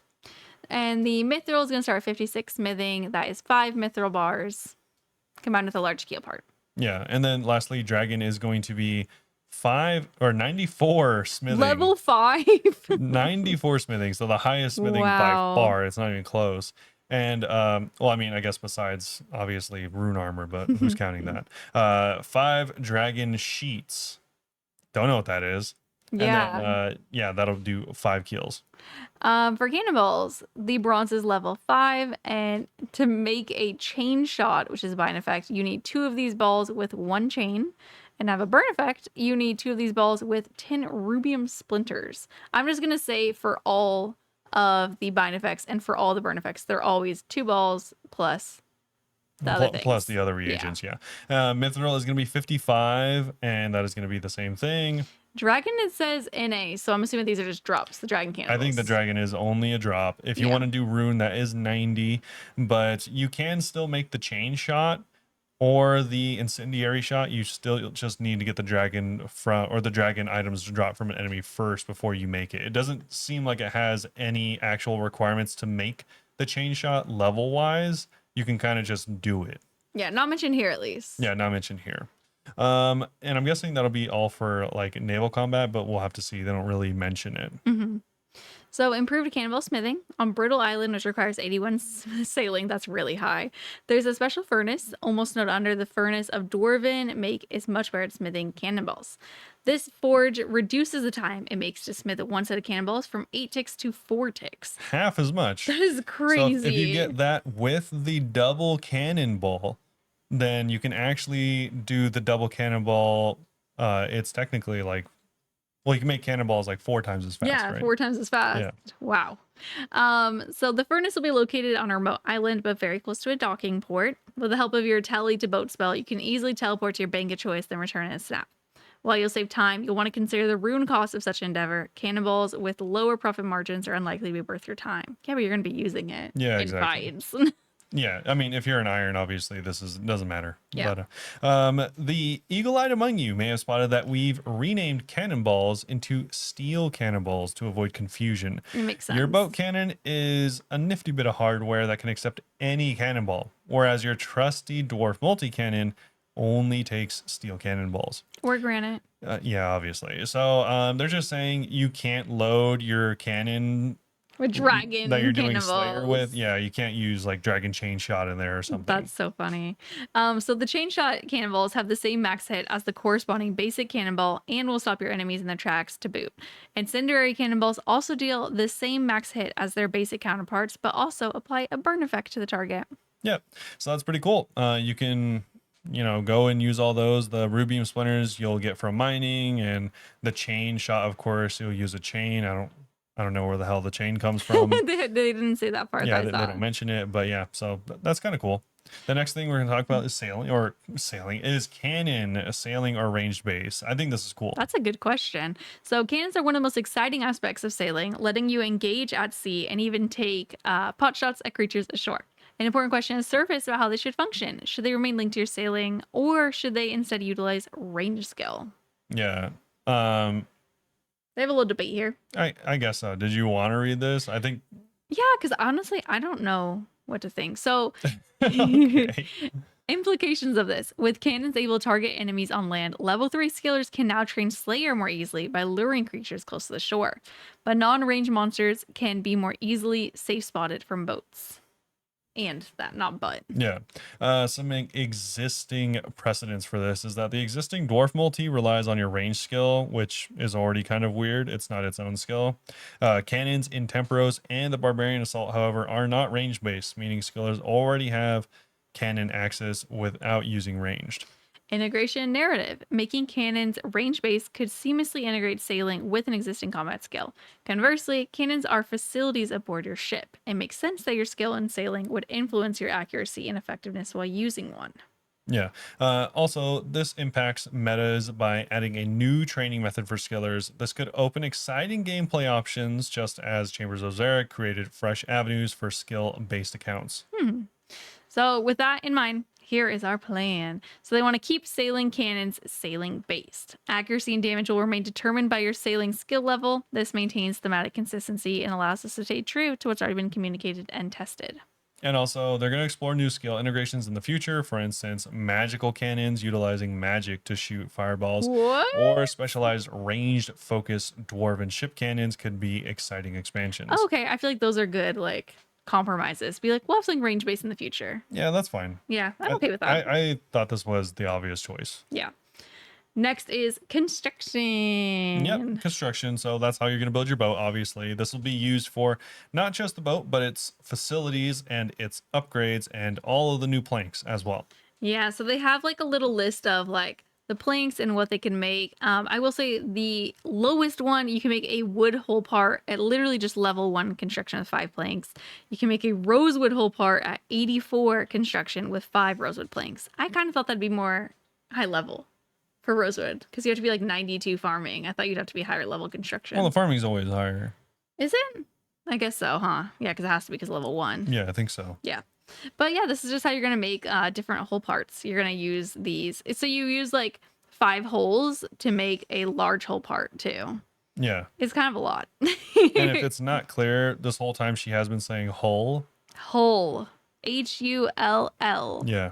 But it's cool because it also, based on which planks you use, does change the color of your ship. I like it. So Yeah. that means that everyone's ships are going to be pink. Sure. Also, if you plan on using rosewood planks, which I'm assuming will be the best XP per hour, the construction XP per plank is 190. But if you just plan on making a bunch of these or buying these, it's going to be really expensive. Yeah. They're 7,500 each, which is a crazy high number. So use make plank spell. Even if you are, Right. it's still expensive. It still costs gold. You have to pay gold even when you make plank. That's so Yes. stupid. The only thing it does is skip going to the actual sawmill. Oh my gosh. That's awful. Yeah, dude. But anyways, alongside the new planks, shipbuilding will also see the addition of ship components. Oh yeah, that's what I went over. Yeah, so she already went over this, all the whole parts, 1 The through what 84. parts? No So, laughing? yeah, we also have thieving. I think you didn't hear me. No. Next, yeah, so thieving, we're gonna have pirate plunder and merchant stalls. There's pickpocketing, local pirates, as well as stealing from chests and stalls that don't despawn when they're looted. So some of the things we're gonna have are pickpocketing pirates, rusty pirate chest, tarnished pirate chest, reinforced pirate chest. We have veg stall, silk, fur, fish, silver, spice, gem, ore, and cannonball stalls. So the Yeah. cannonballs are gonna have their own stall. That's gonna be so handy. You It's cannot, only bronze yeah, to I was rune. gonna say you cannot steal dragon Of cannonballs. course you can't, but that's still pretty cool. It's 87 thieving, so it's not even like too high. Yeah, so these are all gonna be new stalls, I'm guessing, in the new area. Wow, that's fun. Yeah, so it's pretty cool. Also, they do talk about like everything you can get from these different things. Like the rusty pirate chest can give you not just coins, but gems, bars, runes, even coral fragments, even some cannonballs and clue scrolls. Yeah, wow. Unfortunately, the reinforced pirate chest will only give you up to hard clues. No elites from these. Yeah, Kind of a but you bummer. can get up to adamant cannonballs, so that might be a legitimate thing to do if you don't want to level your smithing just yet. And you can get rocky. Yeah, Oh, I think honestly a good one as well is the umbral coral frags you can get from here is going to be probably pretty useful. that one's gonna be used in the airboar. Yeah, exactly. But that's it. Yeah, that is a huge poll. And as always, they have a survey if you want to let them know what you think. They also are going to have a live stream Q&A on August 6th at 1600 BST over on YouTube and Twitch. If you guys have any questions, that will be like in about a week from now. So go check that out. Or just let them know in the survey what you think. Yeah, and they do mention by finishing with saying that after any of these proposals pass, there's going to be a rigorous review to make sure that the XP rates, spawn timings, and yields are fairly balanced. Of course. And slide right into existing skill activities. Cool. This made me very excited for sailing. It feels more real now. Yeah, significant Definitely. amount of stuff. Way more interaction between multiple skills than I had ever imagined. That's good. Because, yeah, before it was like, is it just going to be instance? But that's just because it's in a beta. So it feels kind of weird. Yeah. You're only doing that stuff. Yeah, so this definitely fleshed out the skill a lot more. And if Yeah. you just got here, maybe you skipped over that entire part, or you're like, wow, that was a lot of words that sucked. No Monkey, in collaboration with Hebox Jong and RuneScape itself, made a video, so you can check it out. They cool. have the video version of this. Obviously, it's not as detailed, but it's way more interesting to look at. Yeah. Next, that's it. yeah. Next we have our Q&A though. Yeah, shout out to all the Q&Ers. Yeah, thank you guys for asking questions. We always appreciate it. First up is going to be from Harger on Discord. Do you think it'd be possible for Jagex to create a tournament game mode where players' steps are tracked and the goal is to reach a certain objective in the fewest steps? For example, get the fire cape, taking the fewest steps, starting all the way from level 3 at Tutorial Island. They could rotate the objective each tournament. It sounds extremely stressful for players, but would also make for fun content. Would you watch it? I don't think I'd watch it, but I think I'd like to see the statistics about it. Okay. And also, I could definitely see that being like a plugin that people play. You know how like Chunkman stuff. Like this completely sounds like something that people would do. It kind of Yeah. is like the tile accounts, isn't it? Kind of. Yeah, where you just like only have a certain amount unlocked. But I think people would get very competitive with it. It's not something I'd want to watch, but I still would want to hear about for sure. Yeah, so He I hates watching RuneScape. do, but I think there's already a really cool mod for this / Oh. app. It's called what is it called? It's called like Walkscape or Runscape or I forgot what the app is called, Getting but your steps in. it actually is really cool. It's an app in and of itself. You can download it for your phone, I think. I don't know if it's free or it costs like a little bit of money. I'm not sure. I'd recommend checking it out just because it looks cool. I haven't used it myself personally though. But it does track your steps just like any other odometer app, but you can do like quests and stuff. And you Oh. can like go and do things on the app, and it like once you reach a certain amount of steps, like you do that thing. What the heck? Yeah, like it's a video game. Oh, like it's in real life you're walking. Yeah, them. in real life you're doing the steps. Oh, is this RuneScape?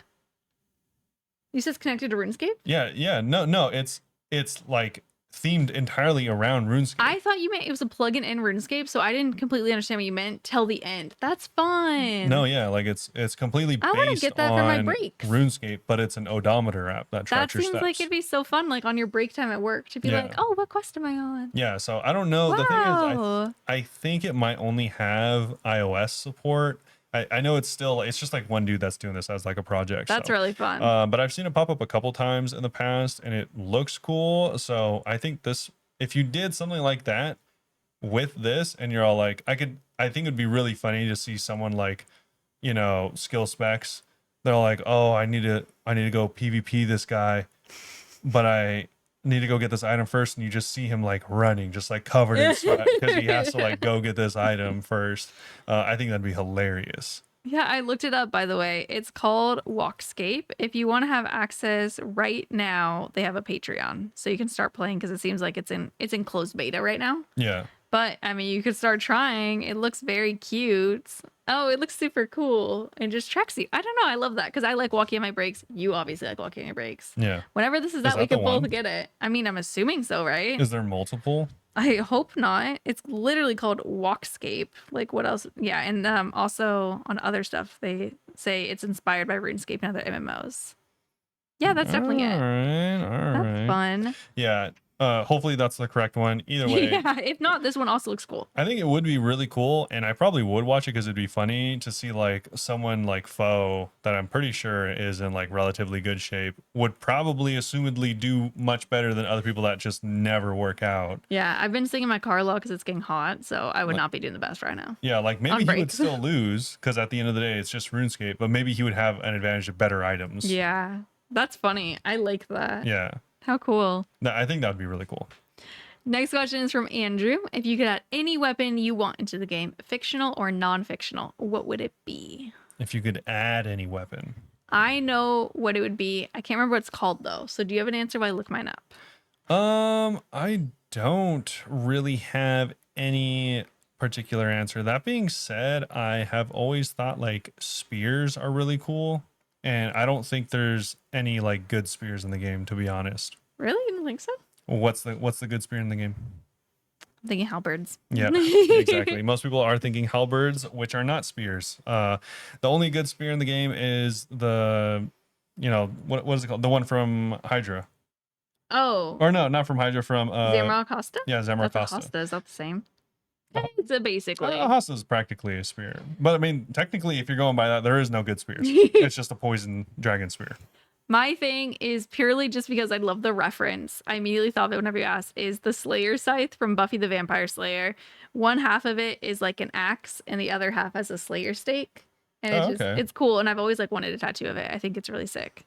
So I vote for the Slayer scythe. Slayer scythe. She's Louise. And it could be a Slayer reward because then it's like, Yeah. I heard Buffy's getting a reboot. And Okay. I think that Sarah Michelle Gellar's coming back and playing Buffy, and reboots kind of scare me because I've had a couple shows where I'm like, oh my God, yeah, it's coming back. And then they kill off the characters I love. And I'm like, I wish that wasn't canon. I wish you didn't bring them back. So True. that's a little scary. I hope that they don't like kill anyone they really like. We'll see. Nice. While you were saying that, I thought further about my answer. Okay. So I do like the spear idea. Mhm. Spears remind me of Dynasty Warriors. Okay. Shout out if you ever played any of those games. But anyways, in Dynasty Warriors, they do a lot of wide sweeping attacks because I don't think you've ever played it, but essentially you're like a war general in China, and you are these are all like real people that existed in real life. Oh, okay. Like this, technically, I mean, Like Buffy Summers. sure, but like all of them are like dramatized because Yes, of these course. are tales from like literally It 1700 reminds me of years an ago. anime that we watched where everyone's fighting and they even have like Adam from Adam and Eve come and fight. Yeah, like all these people are real, but that's usually like played up significantly. Of course.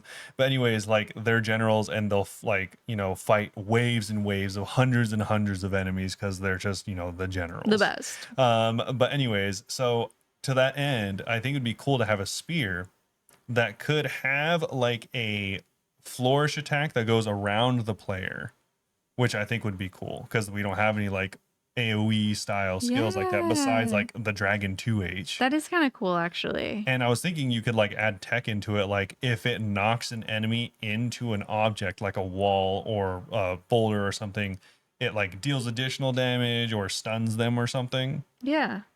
I think that would be kind of cool. That's cool. And then I thought of another option. Okay. If like the AoE thing is too crazy or just not might be a little too technically thematic, busted. because I think they usually actually do use halberds for that. Mhm.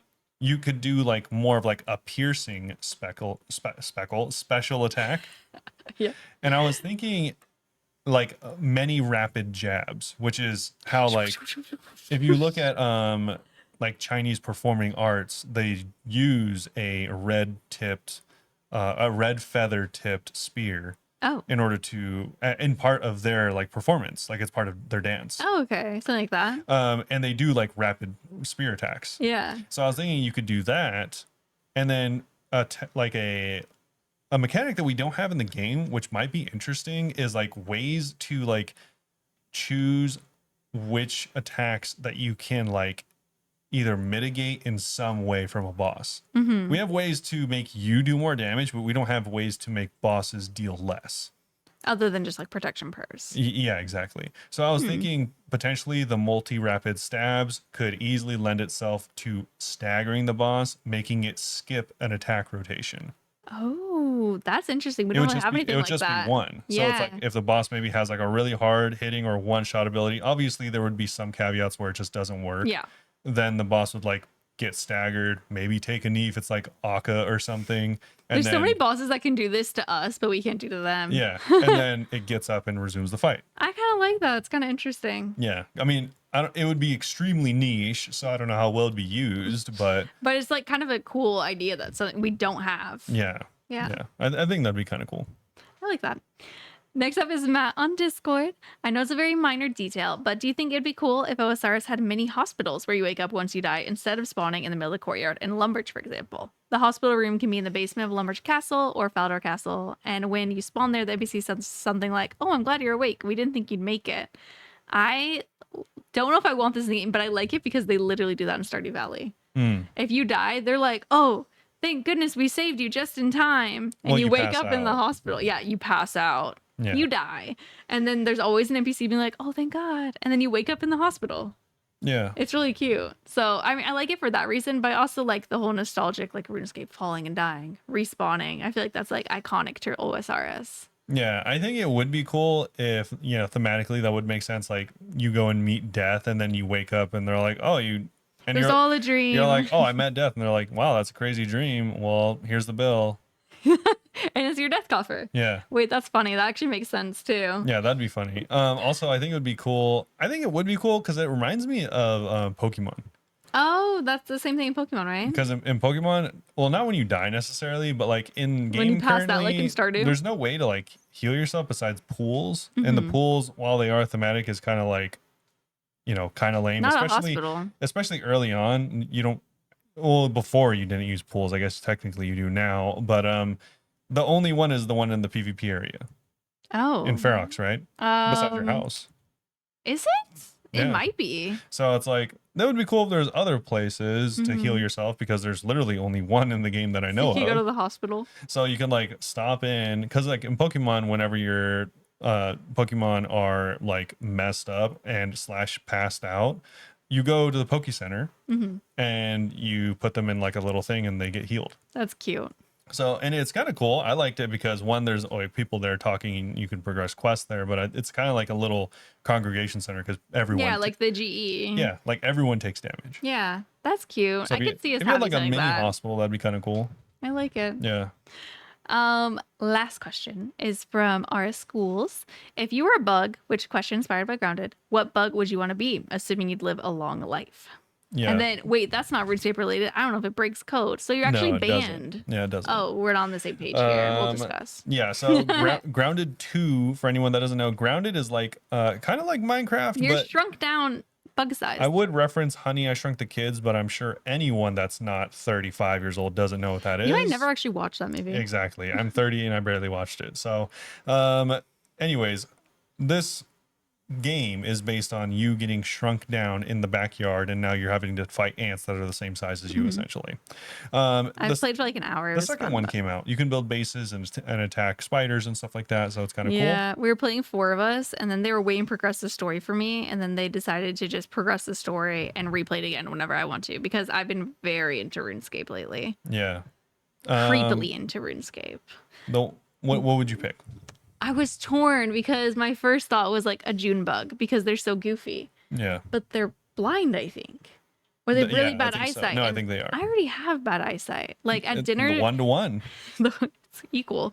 At dinner, like I was wearing my sunglasses and I forgot my regular glasses in the car. So I was like not wearing my glasses all dinner and I like couldn't see anything. And it was like, if anyone that wears glasses, you know what I mean. When you're not wearing your glasses, you can't hear as well. I swear to God.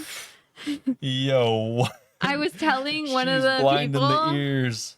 I was telling the people I was with because like we were waiting for a table and I was like turning and talking to people and she also was like not wearing her glasses and I heard a noise and I turned around because I thought they were calling us and I was like, do you ever feel like whenever you're not wearing your glasses like your hearing isn't as good? And she's like, literally yes, the same thing. And I'm like, it's like my senses are dulled whenever I'm not wearing them. I think it's because I'm like really focused on the fact that I can't see that well.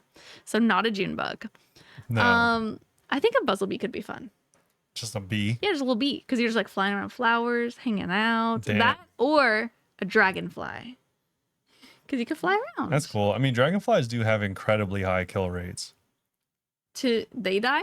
No, like they're very efficient killers. Oh, I would definitely be a dragonfly. I think they then. actually have like 100% kill rate. I know they just die really fast, but you said assuming I'd live a long life, so I'll choose dragonfly because they can fly around. I think they could land on water a little bit. True. I used to always see them around my pool growing up, and they're really cool looking, really pretty. Yeah. We don't see much dragonflies here in Southern California. That's true. There's a lot in Northern California. Dude, There's a few. this reminds me, there's been a like brand new kind of like stick bug discovered in Australia, like a brand new one. Is this what you want to be? No, Oh. but it does remind me. It's like potentially the heaviest bug ever found. What?